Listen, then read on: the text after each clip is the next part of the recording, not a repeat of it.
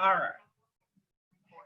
All right, let me try that one more time. Good afternoon, good evening, good morning, and welcome everybody to SIETAR Europa's Anti-Racism Learning Series. This is the second learning event in our series, and I'm really grateful to have you all here. As you know, this series is initiated as part of our organization's response to the Black Lives Matter movement and the global response to address racism across the globe. And SIETAR Europa as an organization that is committed to difference and raising awareness of others is really committed to educating ourselves on anti-racism and exploring how our organization can be better and do better, and also provide learning to ensure that in our own work as interculturalists and trainers and consultants and coaches, that we know more about being anti-racist. And so I'm very, very happy today to have Natasha Aruliah as our guest facilitator. She is somebody who I have learned a tremendous amount from over the last, I'm trying to think how long I've known you, Natasha. At least 15 years or more. Or yeah, about. And so I am very grateful to SIETAR and to Kelly for putting us in the same space so that we could meet and I can learn from you. Today's session, you're going to talk about whiteness, fragility, and the culture of niceness, which I think is a really nice follow-up to last month's panel discussion about anti-racism and racism and what it looks like in the European context. And I think today's session will help us further that discussion in our own self-awareness, in our own work, and as we explore SIETAR as an organization and how we can be better and do better. So I want to tell people just a little bit more about you. Natasha is a racialized immigrant settler who lives on the stolen land of the Coast Salish. She was born in the UK to Sri Lankan Tamil parents, and she was an interculturalist from birth, navigating cultures and difference. Later, she trained as a therapist and working with marginalized communities and clients. She has witnessed how systems and structures harm people.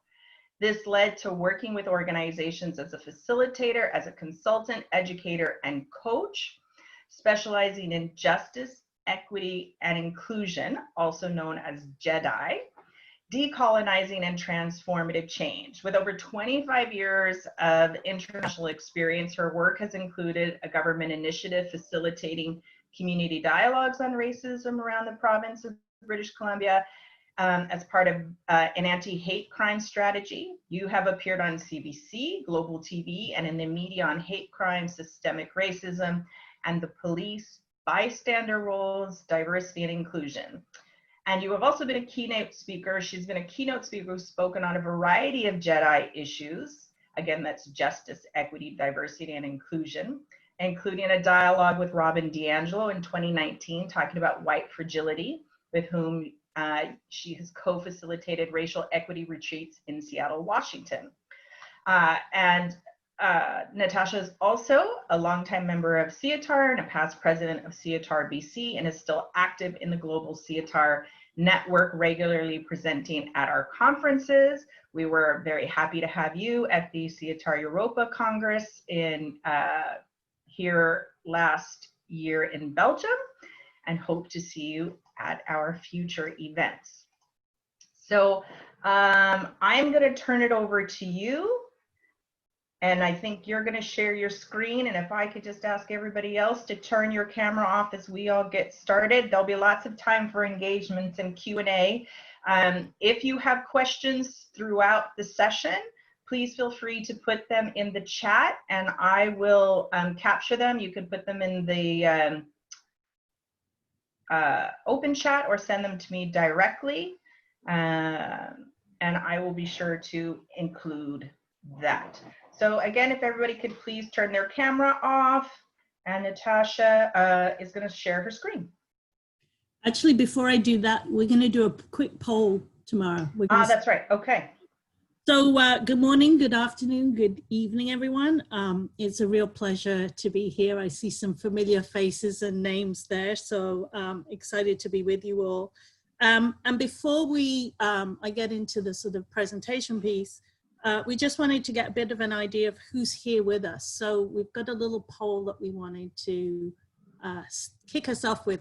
And just as you do this poll, note what happens for you physically and emotionally. Just notice what's happening in your body as you answer these questions. So there's the poll, if you can.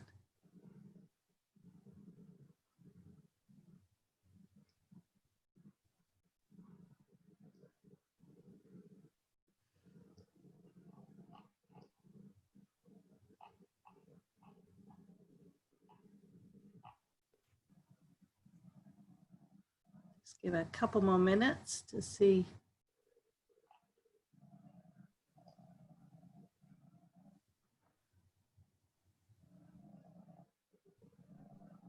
All right, I think most people have figured out most of them, Tamara.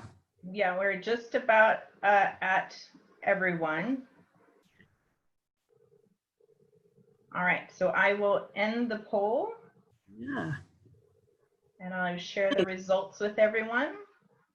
Lovely, thank you. So, all right, so wonderful. We have 75% of people who identify as white on this call today, 8% who identifies Black, 1% who identifies as Aboriginal, welcome, and 15 who identify as people of color. And this is the part that I think is important, the second question. Do you feel uncomfortable about this question? And 38% said yes, and 62% said no, which is great, because it wasn't that long ago that you would get pretty much 100% of particularly white people being uncomfortable with that question. So thanks, Tamara. I'll get on to sharing the slides.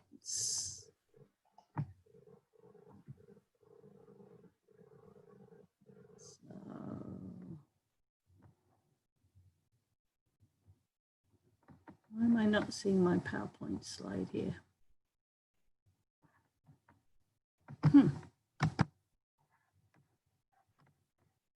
Sorry, I'm having a bit of a technical problem here.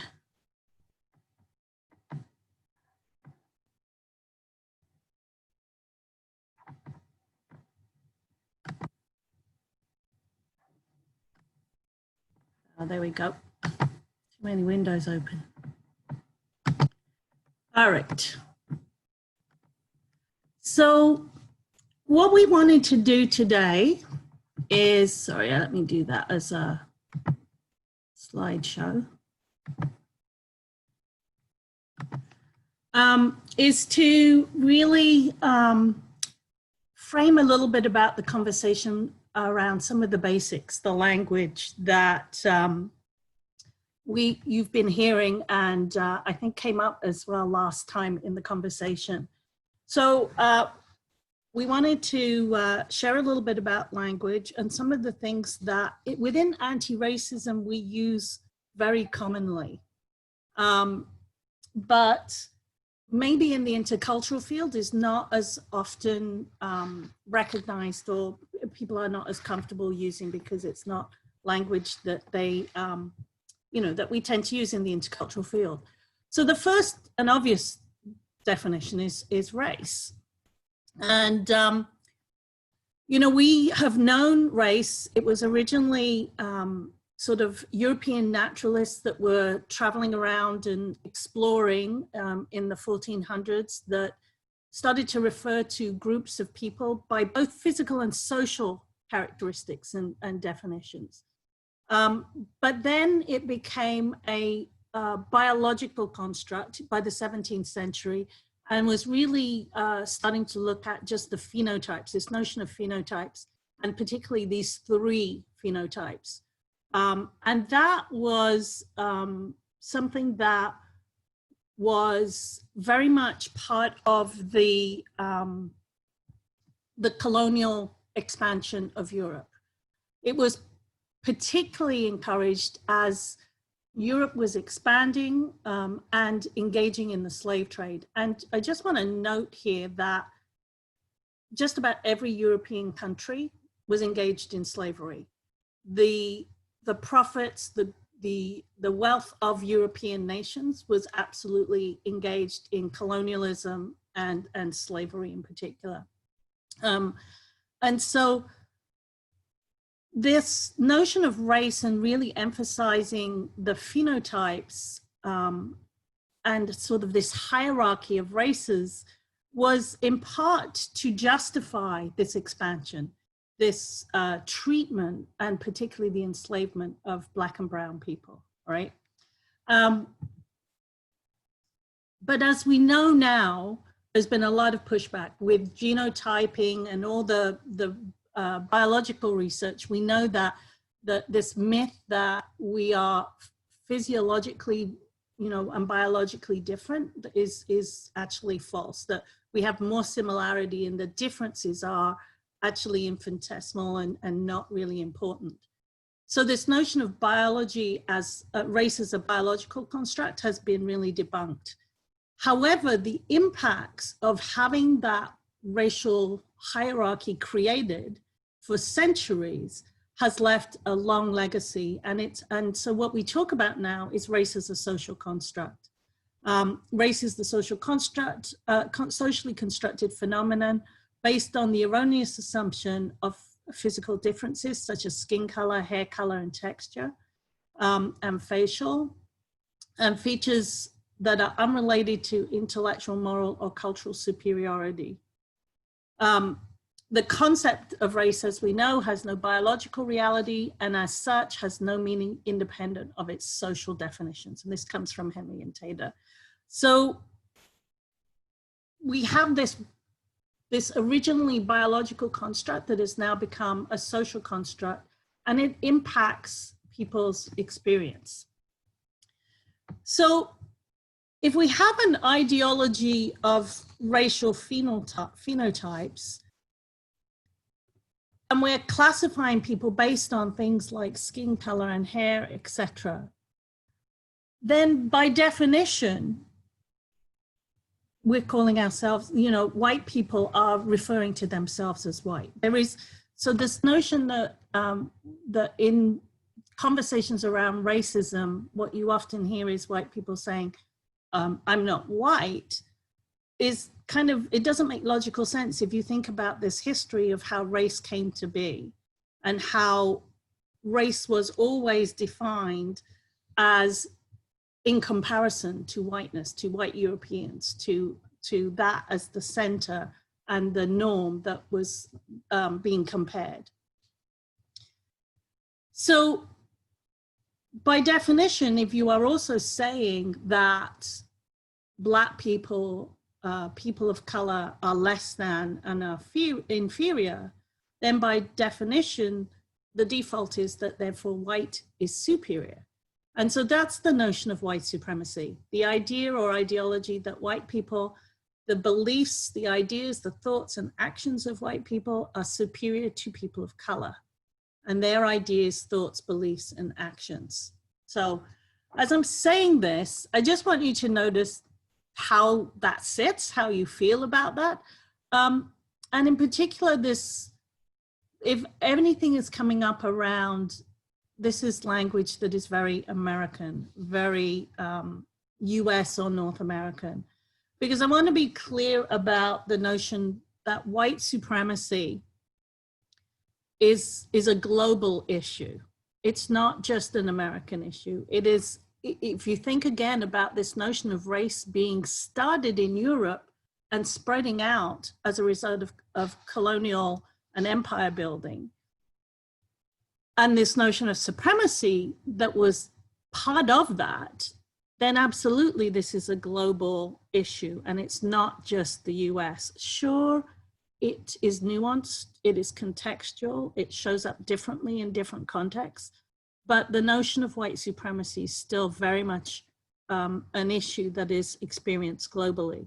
And Layla Syed, who is based in Qatar, who wrote the book Me and White Supremacy, speaks to that, that even though she lives in a place that is predominantly Black and Arab and people of color, is not a white Christian orientated society, and yet because of her work through the internet and social media, experiences white supremacy all the time, right? So,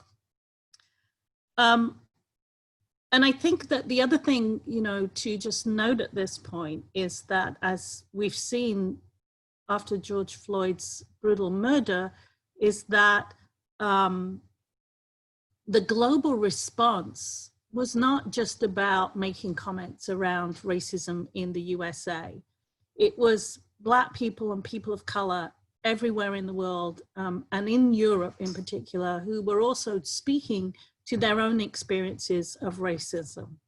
And I know, growing up in the UK, having worked in France and Germany, and been in many countries in Europe, and have many friends who are citizens of these countries, that Black and other people of color in Germany, in France, in the Netherlands, in the UK, and across Europe experience racism, and they experience white supremacy, and they are very much impacted by white supremacy in their day-to-day lives in Europe. So, you know, I just want to really push back on any kind of idea that maybe this is just a US centric, you know, and I don't actually live in the US, so it's not, you know, my experience is very much British and Canadian.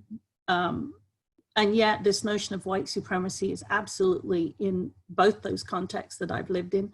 It's actually in the context in Sri Lanka too. And we can talk more about that. But just to really push back on this notion that this is something that is very much US. And so the thing about this ideology is that the ideology means that people create the systems and structures to maintain it. So when part of the sort of, I guess, the bitter taste that we get around the language of white supremacy is we think of it in the extremes, right?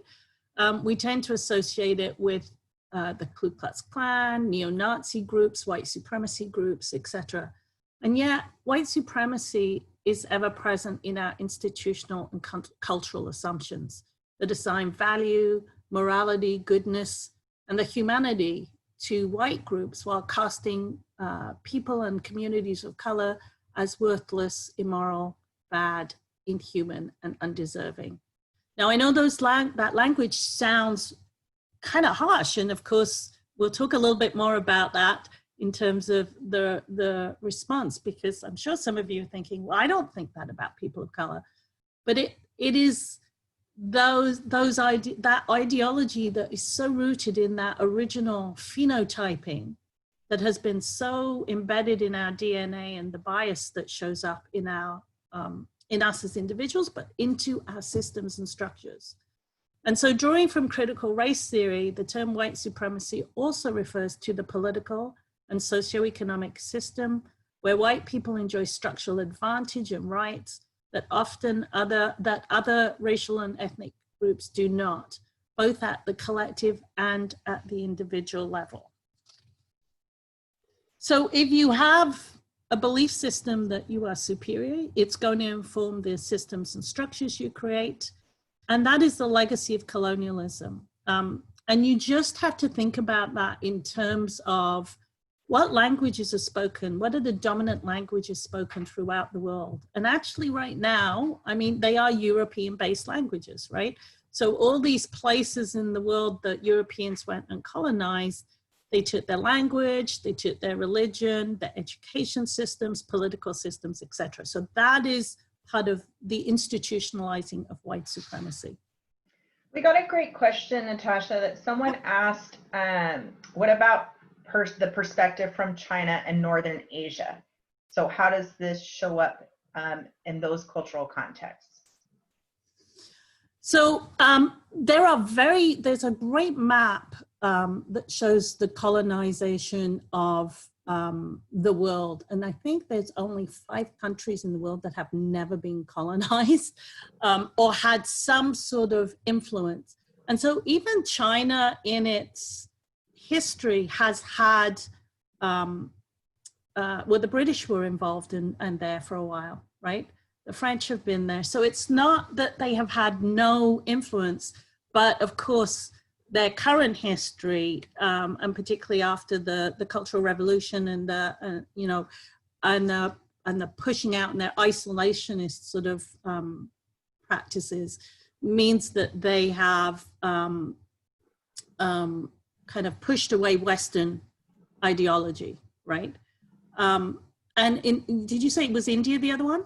And it said Northern Asia. Northern Asia, right?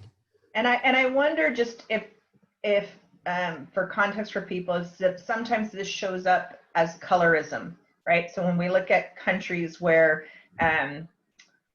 whitening cream is a popular beauty product, that is how we see white supremacy show up in relatively homogenous Asian cultures, for example. Yeah.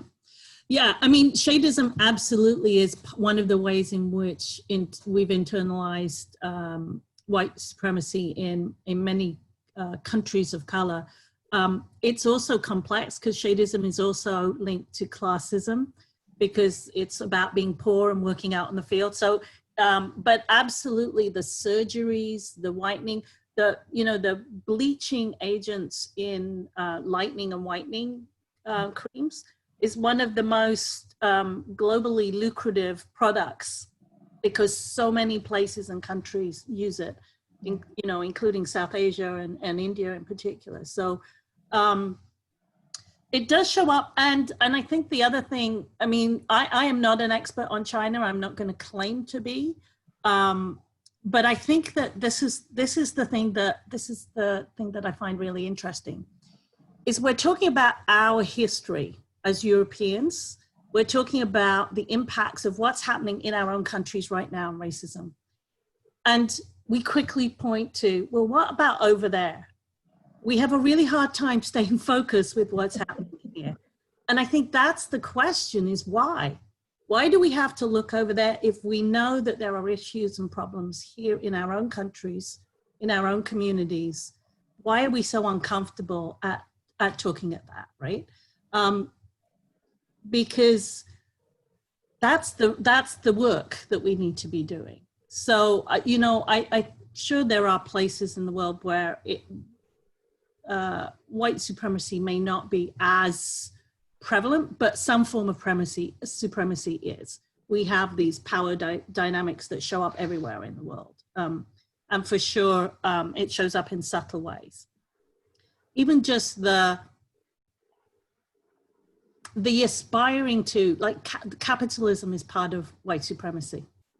So aspiring to materialism and things and wealth is also part of that. So thanks for that question. The other word that is often used a lot, which people may not be familiar with, is this term whiteness. And I've taken a quote here from Robin DiAngelo. Whiteness rests upon a foundational premise, the definition of whites as the norm or standard for all human, and people of color as the deviation of that norm. Whiteness is not acknowledged by white people, and look at my typos there. And the white reference point is assumed to be universal. It is imposed on everyone. White people find it very difficult to think about whiteness and as a specific state of being that could have an impact on one's life and perceptions. So coming back to that question I just asked. So I don't want to, I hate virtual, the virtual world. I'm not, I'm much more an interactive facilitator. And so I want to give a moment to pause and think about some of these questions. I want you to just take a moment, take a breath, notice what's happening in your body as we talk about white supremacy. if you have a piece of paper or a journal or a notebook, you might want to just jot a few things down. Or if you want to pop some of your reflections into the chat, you're welcome to do that. So if you're white, do you identify as white? What does that mean? And how does it feel to be called white? And if you identify as a person of color who's racialized, how does it feel to have white people reflect on their whiteness? So just take a moment.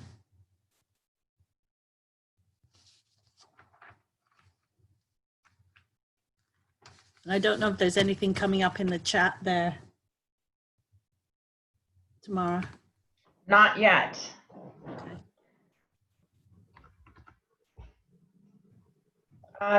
Joe said it would be helpful to explain the term racialized. Okay, thanks, Joe. Yes, so racialized comes out of this concept that race is a social construct, and so as a result, even though race is not a real biological distinction, we are treated based on assumptions about this notion of race, and therefore racialized. And so, you know, in being racialized, I am brown. I lose my sense of identity as a Sri Lankan Tamil born in Britain, living in Canada, and all those nuances of my ethnicity and my culture. And I am just brown. In the same way that in Blackness, there's a whole range of diversity of experiences of Black lives, right? From people who are born in various different parts of Africa, to people in the Caribbean, to people who are identified as African American and have roots in slavery, etc. And so that is to be racialized, to be essentialized down into this one piece of skin color.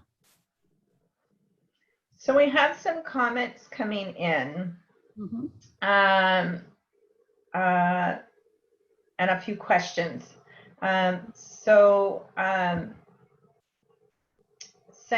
said, I feel colored with white privileges and I feel very uncomfortable. Nicole says it depends on the context. I said it feels important to have white people reflect. And Naomi asked, how do we relate this to mixed race folks and how they identify? People who may suffer with racism and colorism. Mm-hmm. Sangeeta said, I also do not feel only racialized or colored because it had always come with exoticism and even sexism in later times. Yeah. And then Martha said, I'm a brown person. To be defined by the other makes me feel excluded. Right. Right. So some great comments and interesting reflections there. So Sangeeta, absolutely, we're just looking at race as if it's a standalone, but the reality is systems of oppression all are functioning at the same time, and the intersections of being a person of color and a female identified person, and the overlap of sexism and patriarchy and white supremacy and racism has a very unique and specific impact on people. And that is what Kimberly Crenshaw talks about in her work around intersectionality, which, interestingly enough, the term intersectionality is about how multiple systems of oppression intersect to create these unique realities for people when you have one or two or more marginalized identities in which you are the non-dominant, the oppressed. What's happened, though, is that white feminism in particular has taken that word and misappropriated and misused it and talked about it in terms of the complexity of yes, I'm white, but I'm a woman, I experience sexism. And that isn't intersectionality, because that's a privilege and a marginality being connected. And so, you know, that's the thing about the language, is being really clear about that. Absolutely, we have multiple and complex identities. And at the same time, when we have multiple identities of marginality, of being oppressed, of being non-dominant, they intersect to create these unique and even more, so it's sort of exponential realities. It's not just 1 + 1 = 2. It's like 1 + 1 = 5, right?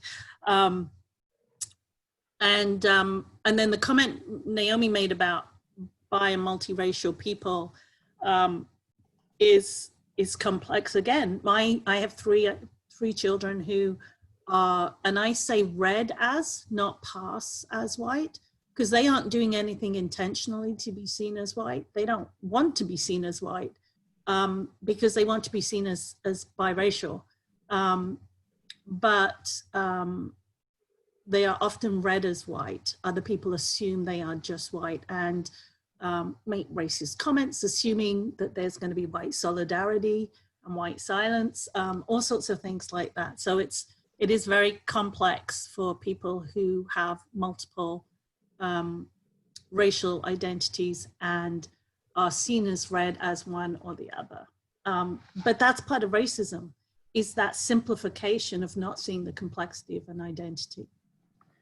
Yeah, and as you were talking, Natasha, a lot of comments came in from white folks, with some people being very clear that they recognize and have found a certain comfort with identifying as white and what that means.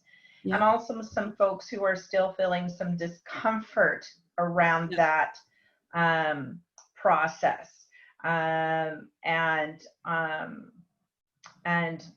trying to figure out how to get comfortable with that, and I think it might be helpful maybe because there are also some folks, other folks who said, like I said, it feels really good to have white folks start to ask this question. And so why is it important for white folks to identify their whiteness? Right. So, well, let's go on with this, and then I'll come, but prompt me again about why it's important to identify whiteness, because I think this is linked to it, and I'll kind of come back to it. I think what some of the discomfort is because of the ways we define racism. So it's not just that we have this notion of race, we have this definition of white superiority and white supremacy that makes people uncomfortable, because it's like, I don't think of myself as superior and other people as inferior. So that's already uncomfortable. And then we define racism in this very specific way. So these are two dictionary definitions. Prejudice, discrimination, or antagonism directed against someone on a different race based on the belief of one's own race is superior. The belief that all members of each race possess characteristics or abilities specific to that race. So this is that old phenotype piece again, especially so as to distinguish it as inferior or superior to another race or races, right? Robin DiAngelo critiques how we, as you know, how white people in particular, how as a society, because remember the dominant society is defined by white supremacy, so she critiques this definition as for these 3 points, that we see racism as individual. So it's an individual doing something, that they're doing it consciously based on the fact that they don't like people of another race, and they're intentionally doing it to be mean, right, etc. And so what happens is when we get feedback that something we did was racist or something sounds racist, if we go into this notion of that's individual, it's conscious, and it's intentional, it becomes a personal attack on our character. which we need to defend, right? And so it shuts down any conversations on racism because it becomes this thing about it's an individual thing. But what anti-racism is really pushing is this notion that racism is not just, sure, it shows up in individual actions at times, but much more importantly, racism, if you think about how we talked about supremacy being embedded into the institutions and structures, racism is therefore systemic, right? And so it's not individual. I mean, there are ways in which racism can be individual, you know, people calling names or doing that, but there's institutional social power behind it. So for example, well, we just have to look at all the stuff with the police, right? And the stats and the figures are really clear that for the same crime, a white person has a different result in terms of either getting off or having less shorter sentences than a black person, right? So that's the institutional power behind it, and that's the racism. So racism is a system of advantage and privilege for some based on race, while also a system of oppression for others based on race. So it provides advantages for some and disadvantage for other, right? And so to be racist then, this comes from Ibram X. Kendi's How to Be an Anti-Racist book. A racist is one who is supporting a racist policy or infrastructures or systems through their actions or inaction, as well as the notion of expressing a racist idea, right? And that's the part that gets uncomfortable because we tend to think of it as individual and personalized. It's an affront to us and our personality and characteristics. But if we think of it as we've all been inculcated into this system, therefore we can all perpetuate it. We all have, all of us, including me, you know, people of color and Black and Indigenous people also can be part of this, you know, racism as a result if we are colluding with or perpetuating the systems. And actually, I just need to, you know, think about, there's plenty of ways in which in our desires to get close to whiteness, to aspire to whiteness when we're people of color and we've internalized our own oppression, we absolutely collude. And I can think for those on the call who are from Britain or the Europeans that know what's going on in Britain, I think of someone like Priti Patel, right? There's plenty of people of color who can get used by white, you know, whiteness can find the people of color that will support them and speak against, you know, and in racist ways against their own communities. So Natasha, just a couple things. There's lots of interesting things popping up in the I bet chat, and I don't want to miss them because I think that they're important in terms of the conversation. Yeah. So one of the questions that came up was around if someone is biracial, why, and race is a social construct, why do they want their race acknowledged? So I think it's important here to speak to that, and then there's a couple other things after that. Yeah, and you might want to jump in. I'll say something, but as someone who identifies, might want to say something too. So I think the reason that people who are bi and multiracial want it acknowledged is because they want their experiences acknowledged, how they're treated to be acknowledged. Because the fact is, my children are biracial, and although they do pass as white or are read as white, the reality is they are still othered, and they constantly talk about how people are always trying to figure out, what are you? Like my daughter, one daughter is, people think that she's part Asian, part Chinese, and white. And so people are always trying to, there's something about their identity that isn't seen as normal, isn't seen as belonging, isn't seen as fitting. And so therefore they're constantly being challenged and questioned. And I think that's what bi and multiracial people are talking about, is they want to acknowledge that they are also othered in various ways. And I don't know if you want to jump in on that, Tamara. Yeah, I would agree. I think it's two parts. One part, I think it's having the experiences that I have had as a Black person or person of color being validated, so that my being biracial and having a white parent has not protected me or excluded me from experiencing racism on an individual level and on a systemic and institutional level. And so that's important. It's also important to recognize, for me, for people to validate the culture that comes with those differences, that Blackness is more than a skin color, just like whiteness is more than a skin color.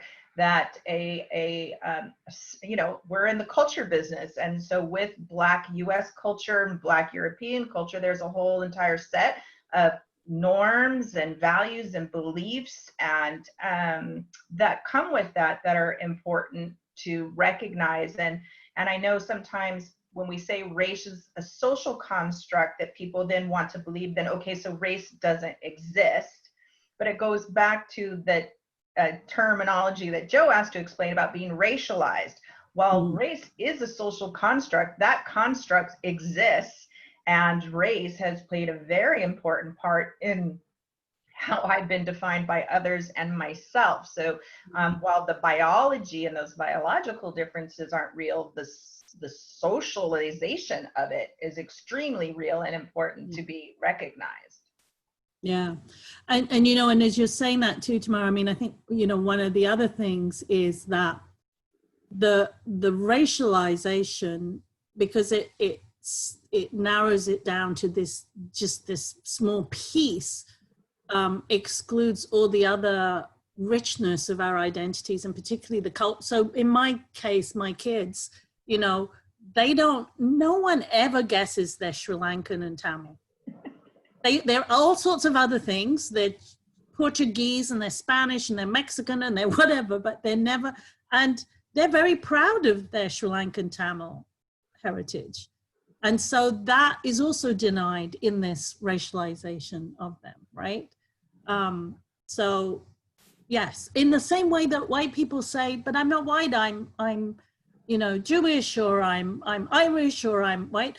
All those parts of cultural identity are important to us, but it gets lost when we in race as a social construct. And another comment came up that around I'm going to refer to it as cultural. What's the difference between cultural appreciation and cultural appropriation? Oh gosh, that's a big one. I mean, I think so. This is my take on cultural appropriation. Cultural appropriation is, at its roots, cultural appropriation is the impact of white supremacy and the loss of connection to one's own culture and identity that has people then going out and appropriating other people's. You know, I think, I know people who are, you know, who, well, yoga is the big one for me.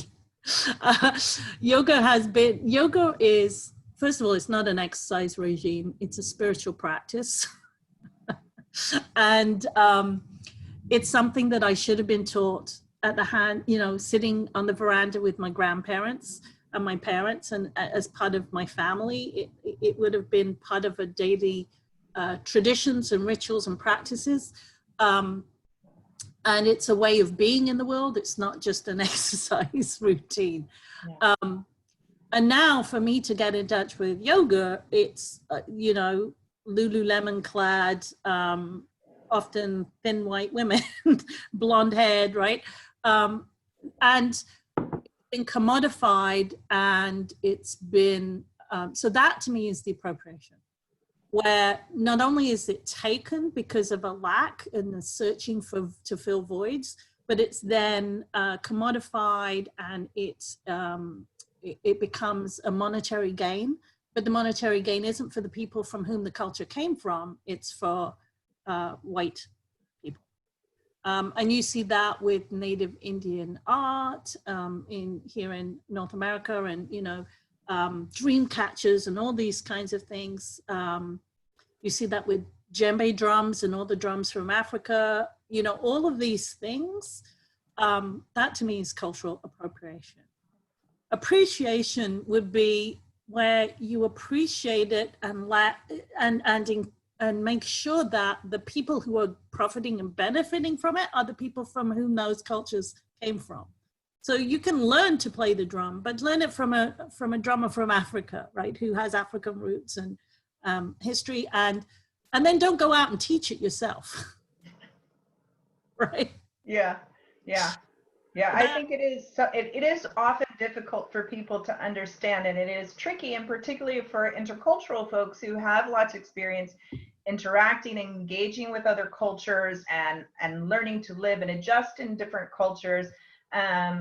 It can be sort of confusing at where those lines are, and I think particularly when we look at the commodification of things, that's sometimes an easy distinction for some of the larger sort of points. Yeah, absolutely. All right. So I want to share this term white fragility because it's become very popular. There's been a bit of backlash towards Robin DiAngelo, who came up with this term. But, you know, there's always backlash for everybody. And to be honest, I think it's unreasonable and unfair. I mean, there's some comments that are helpful, but, you know,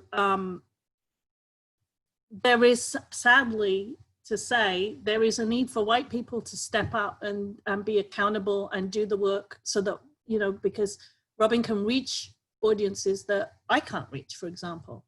And so it's important for white people to do some of that work. So white fragility is, as Robin defines it, a state in which even a minimal amount of racial stress becomes intolerable, triggering, and a range of defensive moves. Triggering a range of defensive moves. So what it is that whenever we try to have the conversation about race, it's so uncomfortable that it gets shut down straight away. And, you know, I've heard it time and time again. And I have to be honest, when I'm in Europe, the biggest way that's shut down is race. That isn't our issue. This is American. And, you know, that's not the way it is here, and it gets shut down straight away. I grew up in England, and believe me, I experienced racism from the get-go, from my earliest memories. And this is that culture of niceness. It's so very English. It wasn't malicious stuff. It was things like, as a child, this ages me, they always did the nativity play at Christmas time in school. Christian Church of England, right? So there was a nativity play, and I was never allowed to be Mary because, goodness, Mary wouldn't look like me. And they didn't know where to put me in the play because I didn't fit. And so they were trying to be inclusive, and they created a character for me. And I was the little girl from far away that came between the three wise men and the shepherds to visit the baby Jesus. And they had me dress up in pavada, which is a traditional Sri Lankan clothing for young girls. And so those are the kinds of things that happened. And when you bring them up, people get very defensive. Oh, they were just, you know, you misunderstood. That wasn't what they meant. You know, we're not racist. I love all people, you know, polka dot, black, blue, whatever, right? I mean, all of these kinds of comments are ways in which fragility shows up. So some of the ways too is this notion of tone policing, which happens a lot. When people of color, when Black people, Indigenous people, people of color start talking about our experiences of racism, we get policed. We get told it's not what you're saying, it's how you're saying it, right? Don't be too loud, don't be too emotional, don't, you know, and so that tone policing happens. Another thing that happens when we talk about racism is that this notion of white tears, that people get so upset that they start to cry, and it moves the energy. And I'll talk a little bit more about that in a second. White silence is another ways in which this fragility shows up. Someone's saying a racist joke or making comments, and you do nothing, right? And we'll talk more about that too. And this notion of gaslighting, and gaslighting is, it actually, the term comes from an old movie, a black and white movie called Gaslight. I think it was with Ingrid Bergman way back when, but where the husband tries to make the wife think that she's losing her mind, that she's going crazy. And he does this is how old the film is, by flickering and playing with the gas in the old lamps, so that, you know, it will flicker or it will go out, and she'll say something and he'll say, oh, what are you talking about? I didn't notice anything, right? And so he kept challenging her sense of reality to the point that she then questions her own sense of reality herself. That is gaslighting, and that happens all the time. Oh, that's not what they meant, right? I'm sure you misunderstood, or you're just being too sensitive. All of those things that have people of color second guessing and their own experience of racism. And so that's one of the ways in which the fragility shows up. And the thing is that the fragility has impacts. So one of the things it does is it shifts the focus back onto white people. So the white tears, for example, if someone's telling you their horrific experiences of racism, and then suddenly someone starts crying or getting emotional, and then the energy goes on comforting that person while someone has just laid bare their story, and they are the ones in pain, right? So that happens. When people do the tone policing, it just shuts down the dialogue. It maintains white comfort and it silences POC, people of color, right? So again, just thinking about some of these sort of ideas around the notion of racism and being called a racist, how does that feel? You know, when someone calls you a racist? And I'm just thinking about, do you notice that, you know, the comments that Robin DiAngelo made about, because we think of it as individual, intentional, and conscious, then it becomes something we feel uncomfortable about being called that, when if we could recognize it as part of a system, and therefore we've all been brought up and socialized into that system, of course we're going to have racist behaviors unless we're really consciously undoing that. So just a moment again to think about that. And I don't know if there's other things coming up in the chat tomorrow. And I'm also noticing the time. Yeah, I think that there's a lot, so there's several sort of sub conversations. So I'm tracking the conversations.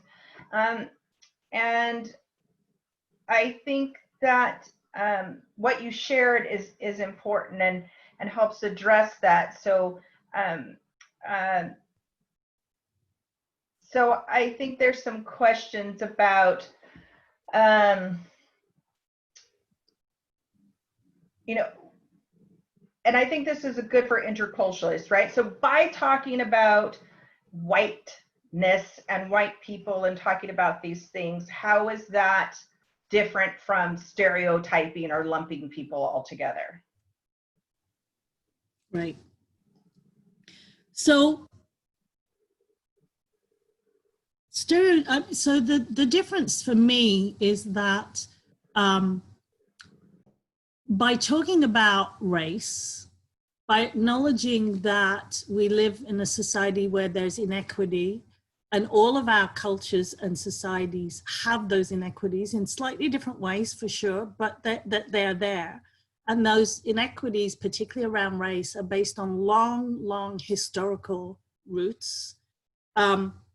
By not having the conversation, we deny people the opportunity to talk about their lived experience and the realities of what it's like being seen and read as something in a culture. So what does it mean to be Black in Germany or in France or in the Netherlands or in the UK, right? Or in Portugal or wherever. I mean, to not see it is colorblind is racist. And that is deeply, deeply problematic. I know that, I know Grant is on the line, and I'm really grateful that I got to meet Grant and some of his colleagues and got to go and work for a number of years in Lille, in France. And one of the things that was fascinating to me is this notion in France of égalité. And so we treat everyone exactly the same. So it's this difference between equality and equity. And equality is treating everyone exactly the same, and equity is treating people as they need to be treated. And so this notion of not speaking to race is this notion of we shouldn't talk about it because we want to treat everyone equally, but it denies the experience of what it's like to be racialized. It doesn't allow for the fact that whether you talk about it or not, it's happening. And so we need to talk about it in order for people to process it, for us to learn from it, and to make changes so that it's not happening. So I think that's, for me, is the importance of doing that, of naming it. And that isn't being stereotypic. It's acknowledging that there's difference, there's power difference, there's inequity, and it's allowing for those stories to come through.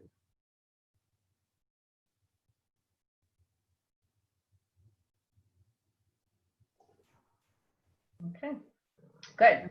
I'm going to say continue on. Okay, so I've framed up some of the sort of basic pieces around anti-racism as a sort of a culture and stuff, but I want to go into how it connects to the intercultural. So we all know how we define culture, right? As features of everyday existence that teaches us about the values and beliefs, defines appropriate behaviors, it's shared by a group, it defines what's normal, what's not normal, good or bad in that culture. It's mainly learned and not written down. There's no rule book on how to be German or, and it's changing and static. What it was like to be in French culture 400 years ago is not the same as French culture now, etc. right? So that is something we know, and this is a very familiar thing for all of the interculturalists out there. It's the water we swim in, the air that we breathe, and it's invisible to us. We tend to think of culture as this iceberg, right? So what we haven't done, and so it comes back to this question about naming race, is we recognize there are cultures, and we think of them in terms of national cultures, gender cultures, etc. But there is white culture, and there is, you actually said it about Black culture, and what does that mean in these different contexts? And so if we think about this lovely iceberg that we always think about in intercultural studies, and we think about white supremacy as a culture, and we think the reasons we struggle with it as a culture is because we go to that 10%, that top piece. And the top piece is the things that are socially unacceptable about white supremacy. It's the really obvious, overt, visible pieces of the culture. It's the extremes of the KKK, the neo-Nazis, the alt-right, right? It's the lynchings that are going on. hate crimes using the N-word, swastikas, burning crosses, racial taunts and slurs, all those kinds of things we think of as racist behaviors, right? And that's part of white supremacy culture, and we think of white supremacy in that way. And absolutely there are those extremes in white supremacy culture, but so much of white supremacy culture is that 90% below. And I just started to write, I just wanted to fill the page so it gave the visual of how much is unconscious, the notions of white silence, colorblindness, good neighborhoods and good schools, tone policing, calling the police on BIPOC. BIPOC is Black, Indigenous, and people of color, in case you don't know that. The white savior complex, which in which most of the international development work and not-for-profit work is based on, right?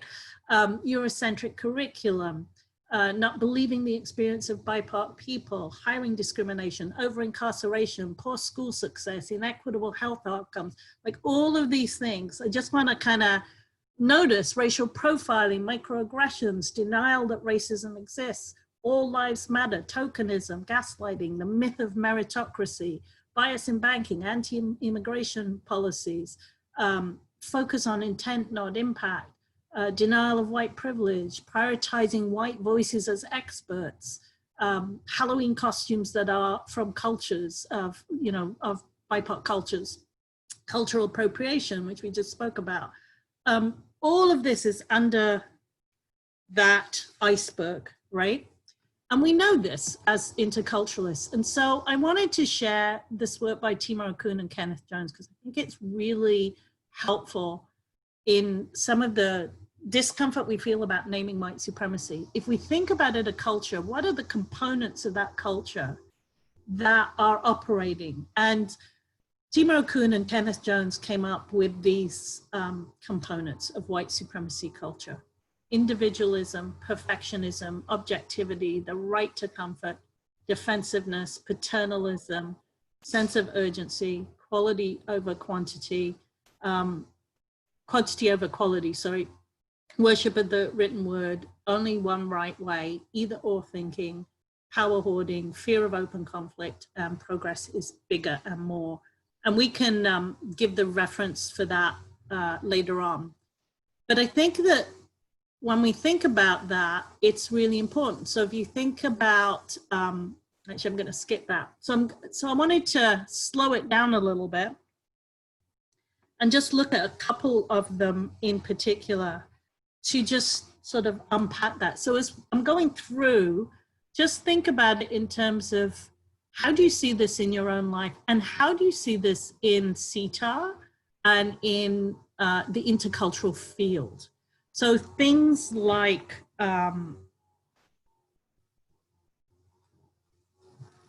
oh, actually, you know what I forgot to do? We were going to do, oh, it doesn't matter. There was a poll. We can do that in a little while. Things like the desire for individual recognition and credit, self-reliance as a personal responsibility, choices and decisions are made for self-interest, personal gain, and not for a group, a collective mindset. Now, we know about individualism and collectivism when we talk about it in intercultural theory, when we talk about it defining cultures, but do we actually think about SIETAR as a culture, interculturalism as a culture? And what is the preface there? Are we individualistic or are we collectivists, right? And because I think that's where we see white supremacy culture showing up in our professional cultures too, right? Competition valued over cooperation, the myth of meritocracy. I worked hard for this.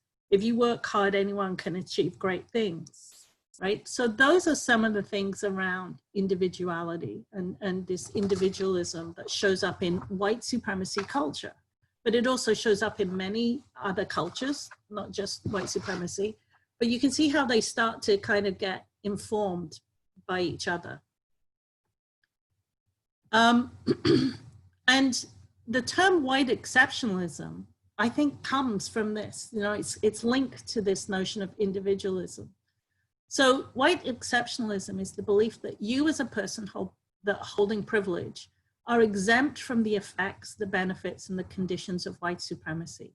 And therefore, the work of anti-racism does not really apply to you. It's the belief that I'm not racist, I'm one of the good ones. It's very much the domain of the progressive liberal left, and often shows up, in terms of white fragility. One of the responses when you're called out is, not all white people are, right? Not all cops are bad. That's that white exceptionalism that shows up. One of the other traits in white supremacy culture is this notion of perfectionism. And in particular, it's about not being able to make mistakes. Mistakes are seen as personal failures. A mistake is often confused with being a mistake rather than doing wrong with being wrong, right? So it's not that we focus on the behavior and the specific issue is a mistake or it was wrong. We say the person is a mistake, the person is wrong, right?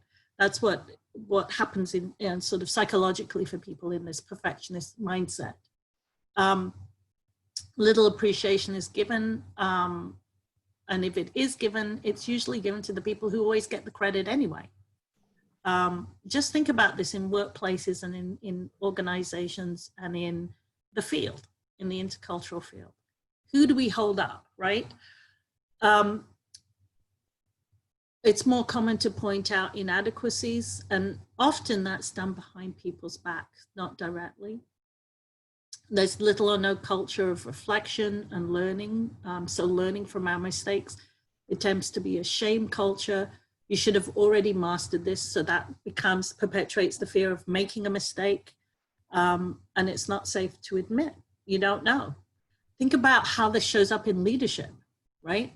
We don't have models of leadership where people are standing up and they need to do it more and say, actually, I don't know. I'm going to need some help and I need some support in finding and figuring this out, right? So just kind of, as you're thinking about that, think about SIETAR. The right to comfort. If I can, Natasha, so there's a couple of points that have come up, and I'm wondering, particularly because this is intercultural community, that to talk about the difference between white supremacy and ethnocentrism, right? What's the difference between white supremacy and a culture feeling as though their culture is superior to another? They're connected, but white supremacy is really this, the notion around the race. So you can be proud of being of whatever cultural group you are in terms of your ethnic group. But within that, still have notions of white supremacy. So within that, not see people who are part of your own ethnic group. So people who are, so say for example, myself, I was born in England, I grew up in England, I identify as English, as very much part of my culture. It is absolutely on my sort of cultural mindset. It's very much part of my style and way of interacting and being and seeing the world, etc. Because I grew up in English culture, but I will never be seen as English. So people can be proud of being English and yet still be supremacist and not see me as English, right? That the white supremacy is about this notion of whiteness being the highest and the better race. And again, it's not conscious. So people aren't, except for those people on the extreme who are in the neo-Nazi groups and stuff like that, the way that white supremacy shows up is not in a visible pride of being white. It just shows up in the ways in which white culture is privileged. Does that make sense? Yeah, yes, it makes sense to me, and I think it Hoping makes it makes sense to some of some. you out there. And I think sometimes that's what can be confusing for interculturalists is we learn a lot about culture. Many of us would call ourselves experts, and sort of understanding that intersectionality between this kind of work and the work we do as interculturalists is new for some, and Yeah. it's tricky because in some ways this may seem counter to how we have how some have chosen to see the world through, from an intercultural lens. And so I think that's important. I also think it's important to understand that when we talk about whiteness, white fragility, white supremacy, whiteness, that this isn't about impugning people, and it isn't all negative, right? And I think that sometimes because people have feelings about it, that they can feel impugned when that's not happening. And so I wonder if you might just share what the role of this information is in dismantling and deconstructing racism. Because somebody wrote, "Sorry, but you misread color blindness in France. It's the best way that we have found to protect people from racist and ethnic filing or profiling. And in France, your origins during census are defined by an agent. Therefore, an agent is only allowed accessible data such as place of birth for you, etc." So and then there's lots of other comments, but I think it's important, right, for the purpose of our organization and our goal in having these kind of learning events, to understand what the connection is between understanding these concepts and dismantling racism and being anti-racist. Yeah. So I think that so let me just go back to the piece about the comment around France. For sure, this is not to tar and feather any one country or people or blame or shame. What the idea is to recognize that in the intercultural field, we tend to look at cultures as these kind of separate and distinct things, but that are all equal. And it doesn't acknowledge we don't tend to think about power. We don't tend to think about inequity and injustice in those conversations.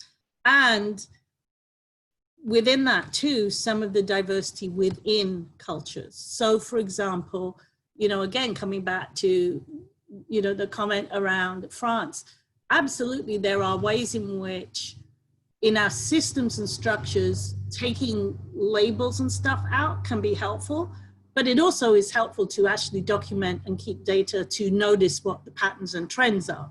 So if we don't have the data, we can sometimes lose the information about what's happening. So for example, with COVID right now, for countries that are keeping tabs on racial data, what we are seeing is who is being impacted by COVID are Black, Indigenous, and people of color, more than white people, right?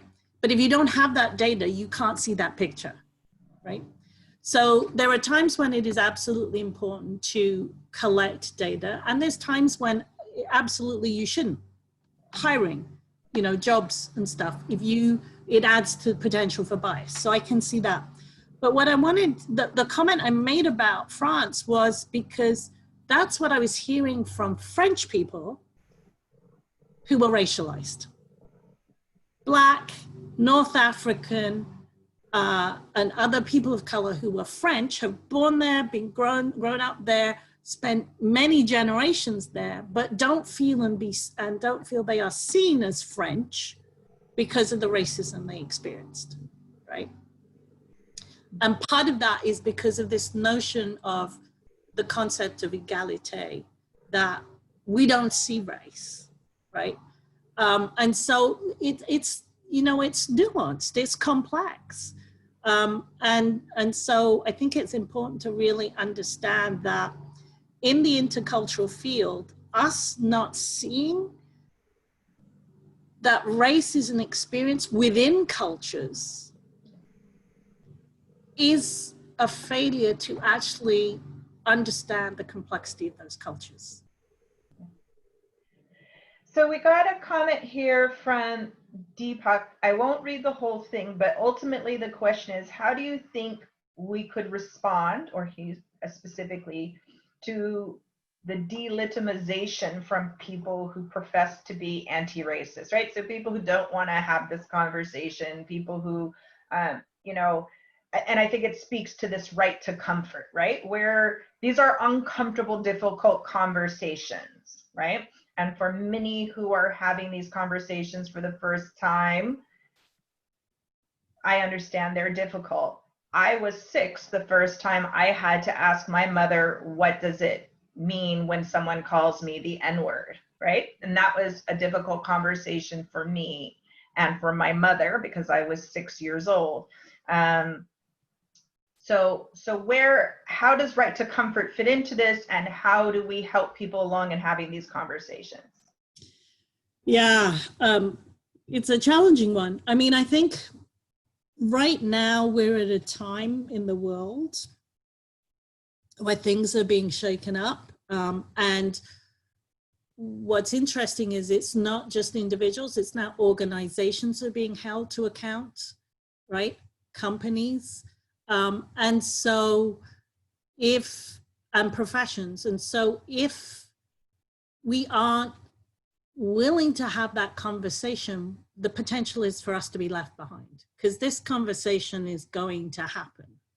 I don't think we're at a point now, you know, where it can just go back to exactly the way it was before. I think there's enough momentum, there's enough push that it just feels different. I mean, I've lived through many protests, but this is categorically different. I just have to look at my workload and the number of requests for work to know that this is different. I've never had, after all the other protests, an inbox full of, can you come and work with us and do anti-racism and diversity and equity, right?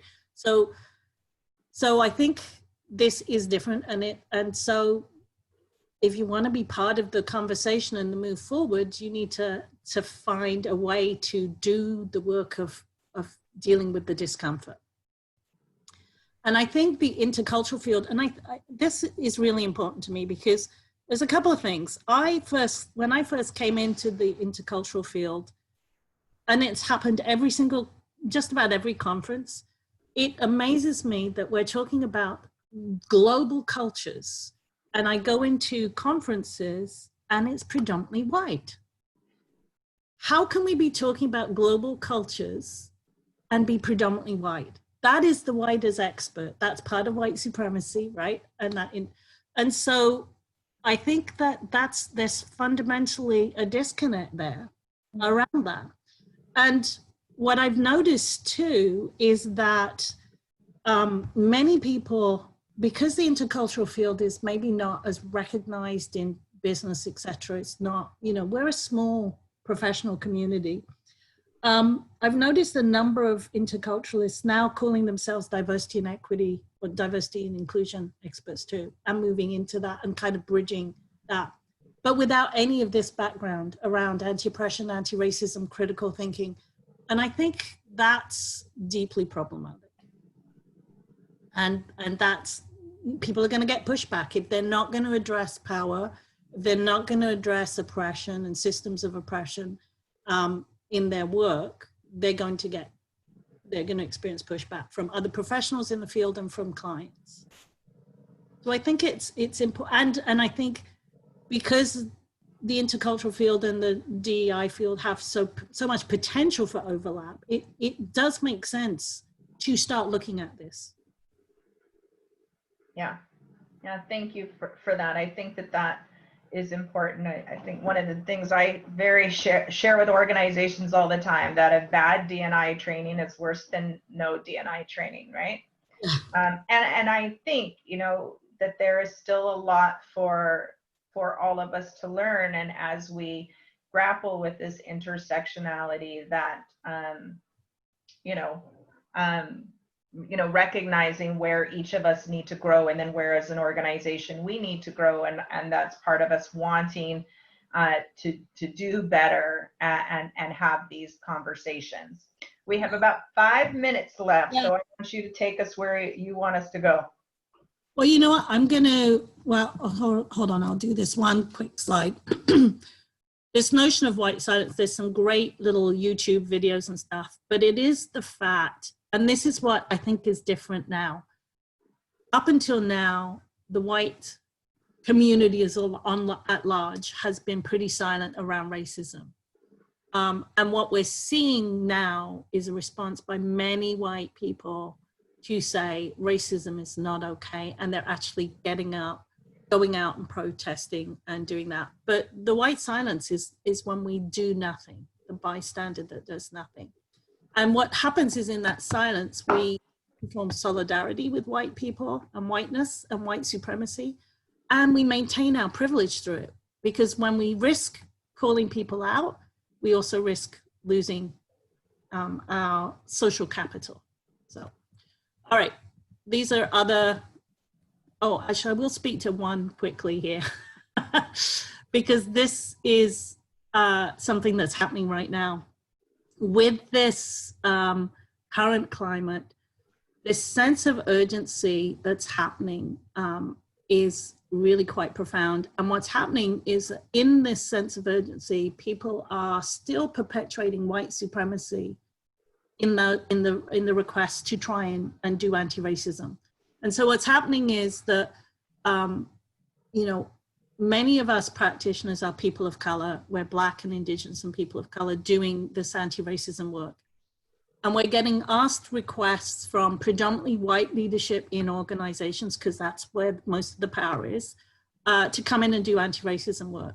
But do it, and do it now, and do it quickly, and give us a quick fix. And in all of that, there is a lack of recognition how white supremacy is still playing out. So we're being asked to go in and do anti-racism, but we're asked to do it within the culture of white supremacy, without actually noticing or recognizing or questioning what the culture is and what needs to shift and change. So really, the last thing I just wanted is to really think about the ways in which, first of all, as interculturalists, we know that self-reflection is important. So that internal piece around how have we internalized white supremacy culture? How do we maintain it? And what are the roles and responsibilities for us, particularly as interculturalists at this moment in time? And how are we engaging? Because this is the big piece. If we want to be anti-racist, we have to actually be involved in dismantling the systems of racism. So what are we, as interculturalists, you know, where does that fit? How do we feel about that? And what are we actually doing to dismantle systems of racism and white supremacy? So last quote, you can't teach what you don't know, and you can't lead where you won't go. Malcolm X. So I think that's what we have to do. We have to do our work so that we can then go out and do the work with other people. These are a list of some of the resources out there that you can take, and I can send these slides, and that's it. Thank you so much, Natasha. I'm going to thank everybody for attending, and thank you so much for sharing your time, your expertise with all of us as we go about facilitating this conversation within our organization over the next year.